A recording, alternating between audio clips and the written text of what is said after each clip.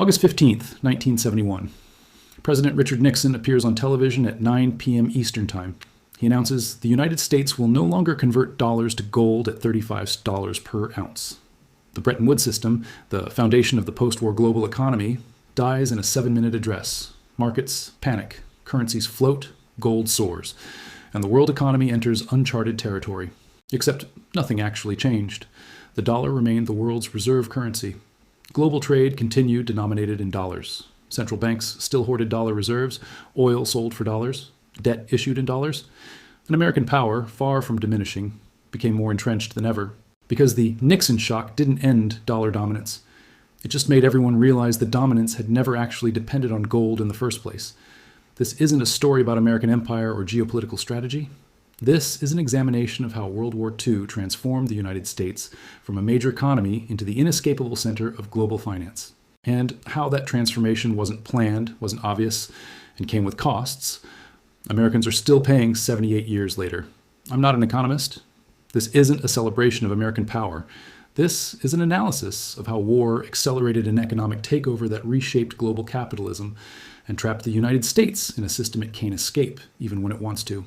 1939. Europe mobilizes for war. Germany invades Poland. Britain and France declare war on Germany. And the United States remains neutral, watching from across the Atlantic while nursing wounds from the Depression that devastated American economic confidence. The textbooks portray 1930s America as economically crippled. Unemployment lines, Dust Bowls, bank failures, Hoovervilles. The New Deal programs struggling to restore growth. What the textbooks underplay is that even during the Depression, the American economy was structurally different from everyone else's. And World War II didn't save the American economy from depression. It revealed advantages that already existed. Here's what matters. In 1939, American GDP was approximately $92 billion. That's roughly equivalent to Britain, France, and Germany combined. The United States controlled 40% of global industrial production. American factories produced more steel than the next 3 countries together. The Depression had devastated employment, but it hadn't destroyed productive capacity.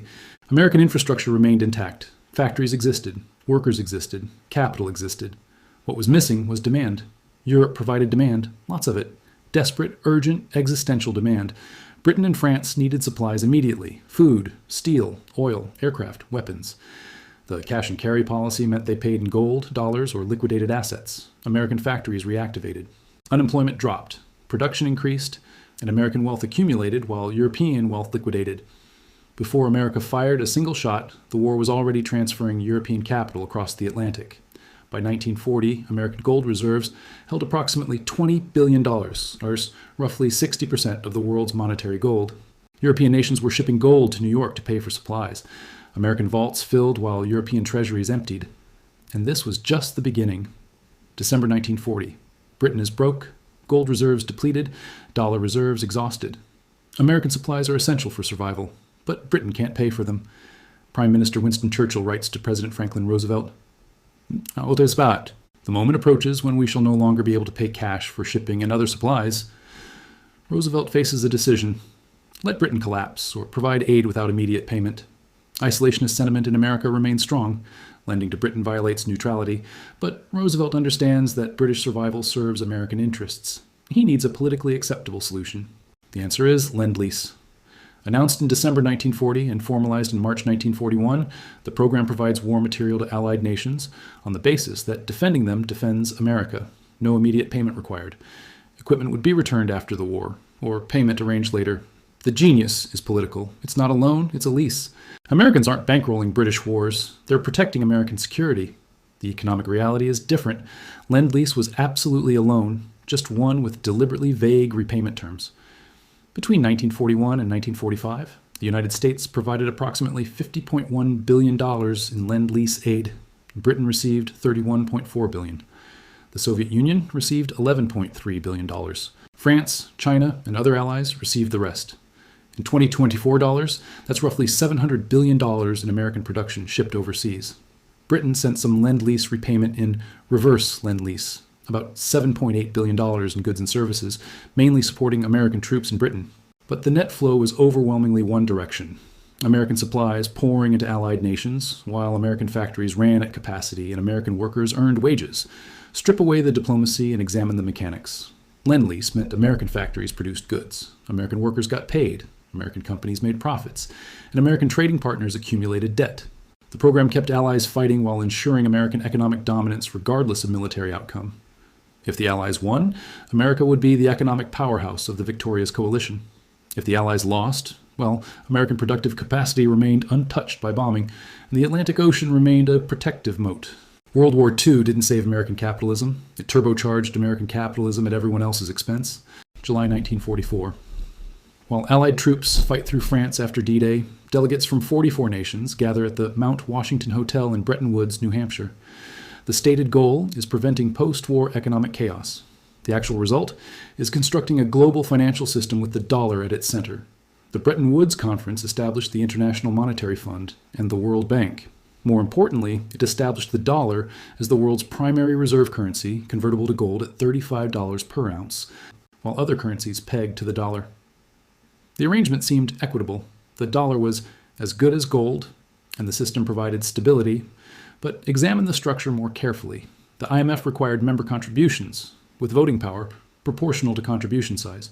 The United States contributed the most, giving it effective veto power over IMF decisions. The World Bank, headquartered in Washington, D.C., operated under similar American influence, and the dollar's gold convertibility meant other countries needed dollars to participate in global trade, creating automatic demand for American currency. The brilliance of Bretton Woods wasn't military domination or colonial extraction. It was structural dependency. Countries needed dollars to buy oil, needed dollars to settle trade imbalances, needed dollars to hold as reserves backing their own currencies. And the only source of dollars was the United States, through trade, through loans, through American military spending overseas. John Maynard Keynes, representing Britain, proposed an alternative, the Bancor, an international currency managed by a global institution. It would have prevented any single nation from dominating global finance. The American delegation, led by Harry Dexter White, rejected it. The dollar would be the anchor. America would be the center. And the system would operate on American terms. Britain, broke and dependent on American loans for survival, couldn't refuse. Neither could anyone else. By 1944, American economic dominance was so overwhelming that rejecting American proposals meant exclusion from the post-war economic system. And exclusion meant poverty. Bretton Woods wasn't negotiated, it was accepted. Because the alternative was remaining in the ruins while America rebuilt the world economy, with or without you.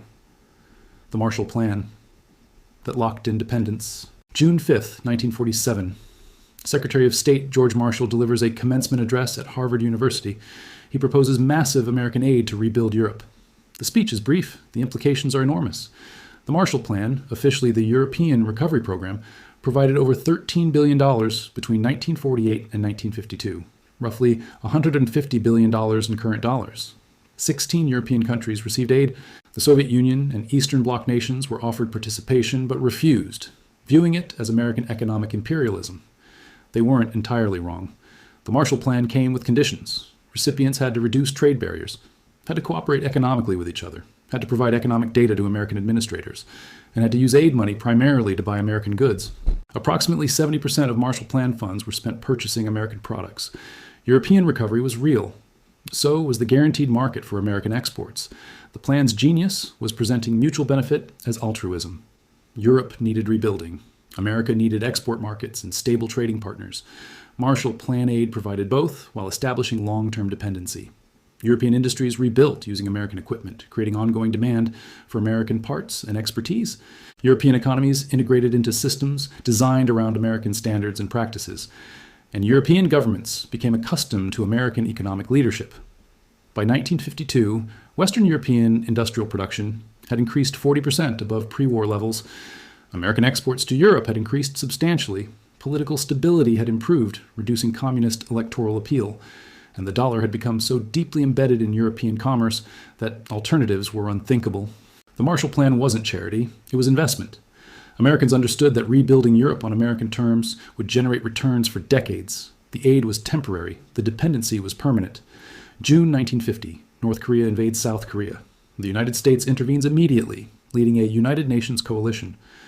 The Korean War isn't primarily about Asian geopolitics. It's a demonstration of America's new economic reality.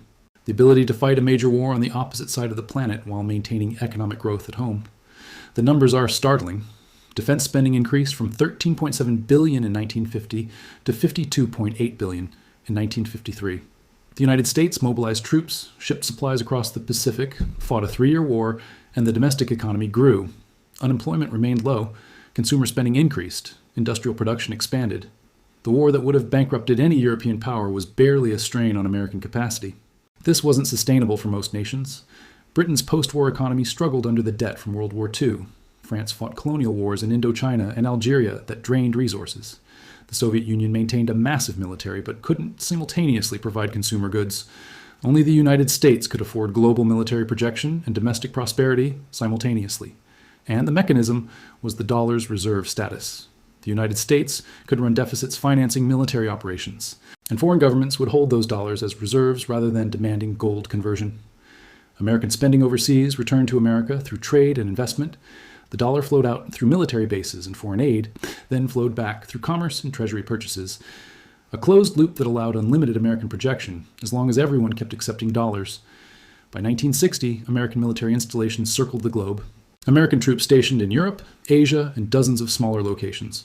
American naval power dominated every ocean, and the cost, while substantial, was manageable because the rest of the world financed it by holding dollars as reserves. America didn't pay for global hegemony. The global economy did. The 1960s revealed the system's contradiction. Bretton Woods required the United States to maintain gold convertibility, $35 per ounce, guaranteed. But supplying the world's reserve currency required running deficits, printing dollars, and flooding global markets with American currency. The more dollars overseas, the less credible the gold guarantee became.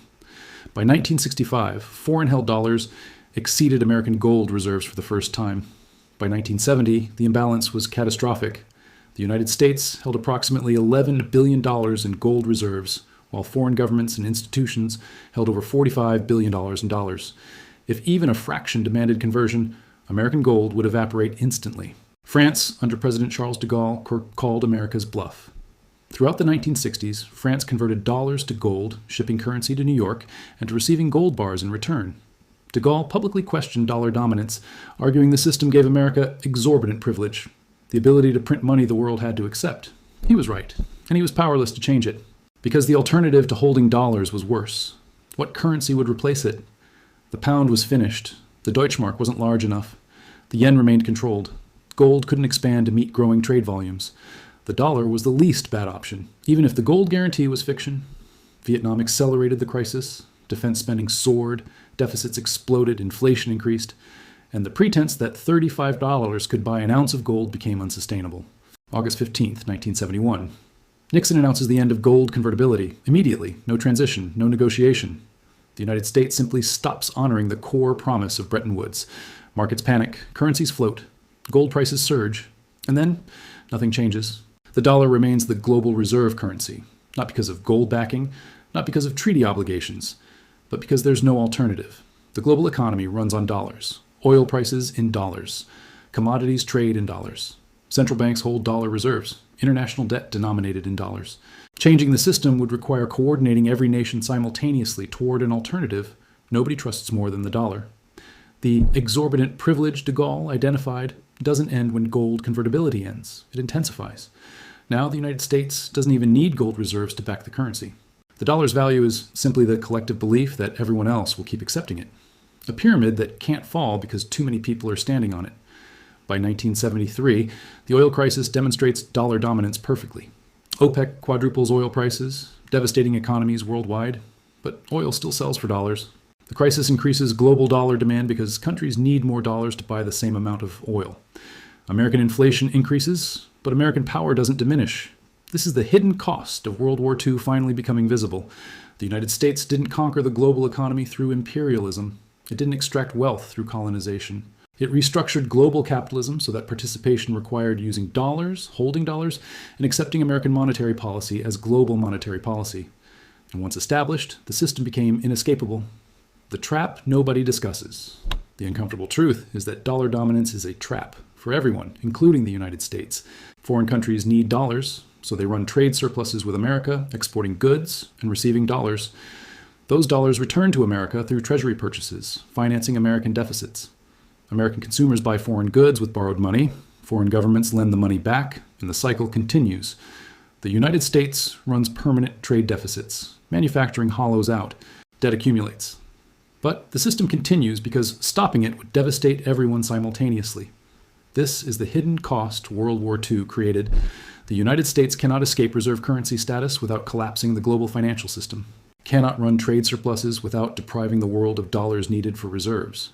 Cannot reduce deficits without triggering global liquidity crises. The privilege of printing the world's money comes with the obligation to supply it, forever. Every few decades, someone predicts the dollar's collapse. The euro would replace it. The yuan would replace it. Bitcoin would replace it. None do. Because replacing the dollar requires not just an alternative currency, but an alternative system, an entire global financial infrastructure that doesn't yet exist.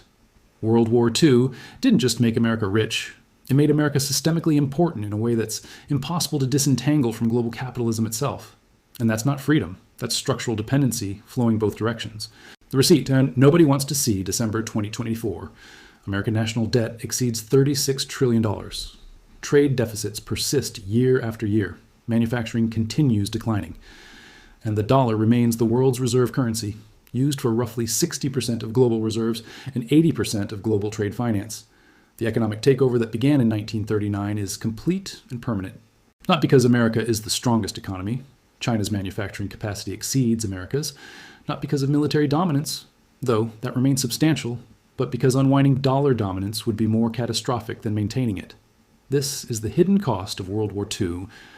The United States restructured global capitalism around American currency, American institutions, and American economic priorities. The benefits were substantial: unmatched prosperity, military dominance, technological leadership. The costs are equally real: permanent deficits, hollowed manufacturing, and a financial system that survives on belief rather than fundamentals. Britain took 61 years to pay its World War II debts. America never will, because the system ensures debts refinance forever as long as the world needs dollars. That's not strength. That's structural dependency masquerading as privilege. The United States didn't conquer the world economy. It became the world economy, and now it can't afford to stop being it, even as the weight increases every year. The receipts don't arrive as loan payments. They arrive as trade deficits, accumulating debt, and the obligation to supply dollars to a global system that will collapse if America stops printing. This isn't revisionist history. This is accounting. World War II devastated Europe and enriched America. The devastation ended. The enrichment became permanent. But permanent enrichment built on permanent deficits is just bankruptcy with better marketing. The United States took over the world economy. The world economy took over the United States. And neither can escape without destroying the system entirely. That's not victory. That's just expensive.